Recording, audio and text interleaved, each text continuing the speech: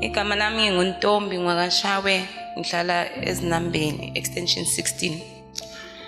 Mina bazalwane ngithenge ikhombo yange-6 November, 9 November last year.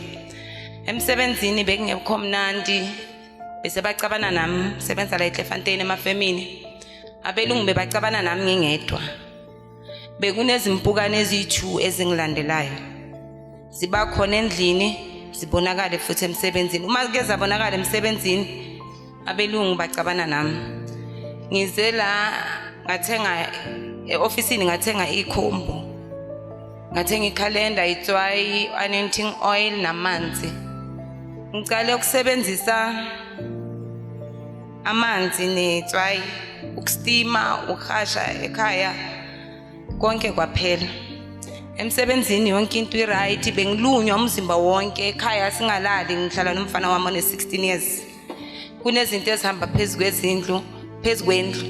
Since ngacala ukusebenzisa i-oil netswayi, yonke into ihamba kahle. On Tuesday bangibizile abelungu e-ofisini, bathi ungatshela abanye abantu osebenza nabo, bangikhuphulele umholo. Ngijwayele nami. Ngaloko ngizobonga uCobola la iShalom. Omela ngaphambili uChristina Nkosi, amen. Nami ngizokufakaza ngeSawoti, ngathenga iSawoti ngiphethwe idolo ngendlela emangalisayo. Ngiligezile idolo ngeSawoti, namhla liyakhona ukunyathela, ngiyakhona nokuthi ngilihambise akusafani nasekuqaleni, lingcono kakhulu. Lithengeni iSawoti nilisebenzise, iqobo lakababa uNdlovu liyasebenza, amen. Mina engizokubonga lana, umama Ndlovu wayeseSprings, ngaya ngathenga ikhongo. Bengihlushwa amagundwane kwami ahamba phezulu kwendlu neyikhova. Ngathatha itswayi elibovu ngachela ngalo ngaphandle, ngachela nangalo phezulu kusilingi. Lesikhathi umama Ndlovu ngithenga le khongo, wasinika amakhalenda lawa abhale Jehova ilwa nolwa nami. Ngabeka wathi swahenge emakamareni, le calendar ngayihenge ekamareni lami. In 3 days time amagundwane neyikhova besizihambile. Nami ngiletha amandla okubonga umkhuleko noGcobo lokababa Apostoli iBindlovu.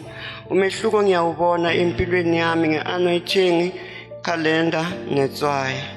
Ngingumuntu ohlala alenga nje, ukusile kusebusuku kufana kimi, kungekho mehluko. Kodwa manje ngalokho ngiyawubona umehluko. Ubaba engihlala naye wayefitha nje kakhulu, kayi-2-3 ebusukwini obuyi-1.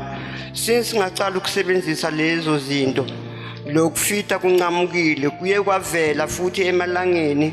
Ngathatha amanzi ngafaka iSawoti, ngabe ngimthontisela emlonyeni, kwaphela ngaso leso sikhathi. Ngakho bazalwane ngithi ngiyabonga uMandla uGcobo lwalapha ekhaya. Inkinga yami ukuthi anginaso isiphiwo sokukhuluma, kodwa mina kimi uNkulunkulu uyazi engikubonako, umehluko engikubonako. Ngithi angangisele kuchubekele phambili, asigcinele ubaba uApostoli nomama Madube. Umsebenzi yabo uyabonakala empilweni zethu, amen.